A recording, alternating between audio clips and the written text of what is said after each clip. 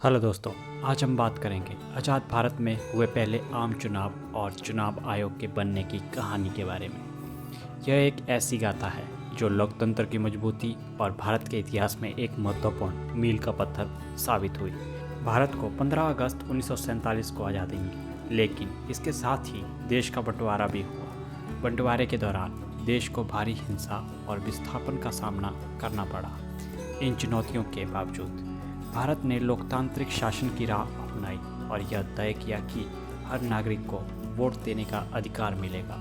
यह पश्चिमी देशों के विपरीत एक अनोखा कदम था, जहां शुरुआती दौर में केवल अमीरों और संपन्न वर्ग को ही मतदान का अधिकार था। भारत ने आज़ाद होने के बाद उस रास्ते को नहीं चुना जिसे पश्चिमी देशों ने चुना था। पश्चिमी देशों में एक लंबे समय तक कुछ अमीर लोगों के पास ही मतदान का हक था और कामगारों और महिलाओं को वोट देने का अधिकार से वंचित रखा गया था। आज़ाद भारत में वयस्क मताधिकार के आधार पर आम चुनाव करवाने का फैसला किया।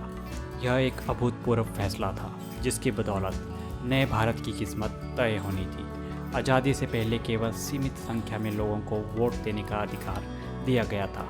उस समय वोट देने की योग्यताएं इस तरह से तय की गई थी कि केवल धनी जमींदारों और व्यापारियों के पास ही वोट देने का अधिकार था।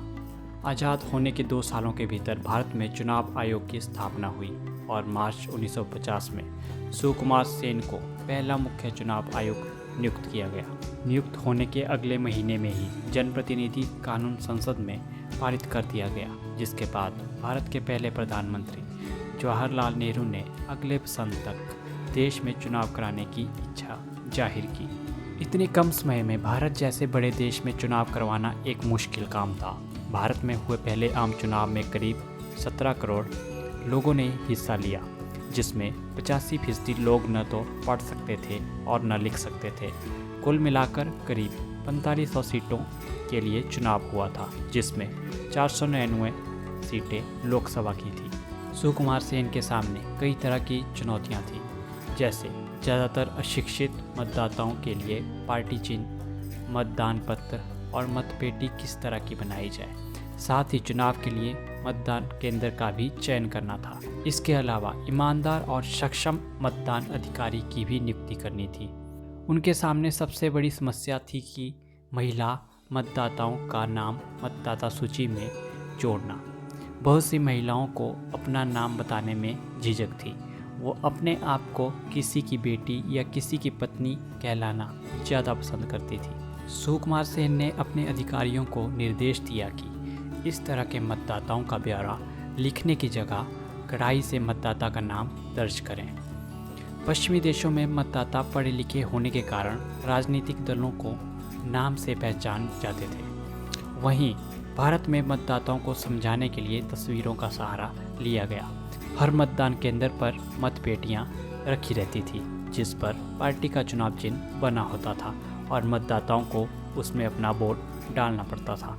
नकली मतदाताओं से बचने के लिए भारतीय वैज्ञानिकों ने ऐसी स्याही बनाई थी जिसे मतदाताओं की उंगली में लगा दिया जाता था और यह 1 हफ्ते तक मिटती नहीं थी। भारत का पहला आम चुनाव पूरी दुनिया में लोकतंत्र के इतिहास के लिए मील का पत्थर साबित हुआ। इसके बाद यह बात साबित हो गई कि दुनिया में कहीं भी लोकतांत्रिक चुनाव कराए जा सकते हैं। भारत के पहले आम चुनाव का पहला वोट 25 अक्टूबर 1951 को हिमाचल प्रदेश के चीनी तहसील में डाला गया। यह वोट हिमाचल प्रदेश के किन्नौर जिले के रहने वाले श्याम शरण नेगी ने डाला था। उन्होंने पहले आम चुनाव से पहले ही अपना वोट डाल दिया था, क्योंकि सर्दियों में बर्फबारी से उनकी घाटी बाकी दुनिया से कट जाती थी। इससे बचने के लिए अधिकारियों ने यह कदम उठाया था। देश के दूसरे भागों में जनवरी और फरवरी 1952 में ही मतदान कराया जा सका। श्याम शरण नेगी चीनी तहसील में एक स्कूल अध्यापक थे और उन्हें पहले आम चुनाव के दौरान मतदान कराने की ड्यूटी दी गई थी। भारत में चुनाव संवैधानिक प्रावधानों के मुताबिक होते हैं। साथ ही संसद द्वारा बनाए गए कानून भी इसमें अहम भूमिका निभाते हैं। इन कानूनों में जनप्रतिनिधि कानून 1950 और 51 महत्वपूर्ण है। भारत का चुनाव आयोग एक स्थायी संवैधानिक निकाय है जिसकी स्थापना 25 जनवरी 1950 को संविधान के मुताबिक की गई थी। आज के समय में चुनाव आयोग में 3 सदस्य होते हैं, एक मुख्य चुनाव आयुक्त और 2 चुनाव आयुक्त। लेकिन 1950 में जब इसकी स्थापना की गई तब इसमें केवल मुख्य चुनाव आयुक्त ही इसके एकमात्र सदस्य होते थे। ऐसा 1990 तक चलता रहा। फिर 1 अक्टूबर 1993 को 2 अतिरिक्त चुनाव आयुक्त नियुक्त किए गए। तब से बहुसदस्यीय आयोग की अवधारणा चली आ रही है, जहां बहुमत से फैसले लिए जाते हैं। 1990 में जब टी.एन. शेषन मुख्य चुनाव आयुक्त बने तो उन्होंने भारतीय चुनाव प्रणाली में कई अहम सुधार किए। उन्होंने फर्जी मतदान रोकने के लिए फ़ोटो पहचान पत्र की शुरुआत की, जिसे शुरू में नेताओं ने महंगा बताया, लेकिन बाद में यह चुनाव प्रक्रिया का अहम हिस्सा बन गया। उनके कार्यकाल में चुनाव आयोग को और मजबूत बनाया गया और आचार संहिता को सख्ती से लागू किया गया। भारत का पहला आम चुनाव न सिर्फ देश के लिए बल्कि पूरे विश्व के लिए लोकतांत्रिक प्रक्रिया की एक मिसाल था। यह साबित हुआ कि भारत जैसे विविधताओं से भरे देश में भी निष्पक्ष चुनाव कराए जा सकते हैं। आज भी भारतीय चुनाव प्रणाली को दुनिया की सबसे बड़ी और पारदर्शी लोकतांत्रिक प्रक्रिया माना जाता है। आज के लिए बस इतना ही। मिलते हैं अगली वीडियो में। तब तक के लिए अगर आपको वीडियो अच्छी लगी हो तो वीडियो को लाइक, शेयर और चैनल को सब्सक्राइब जरूर करें। धन्यवाद।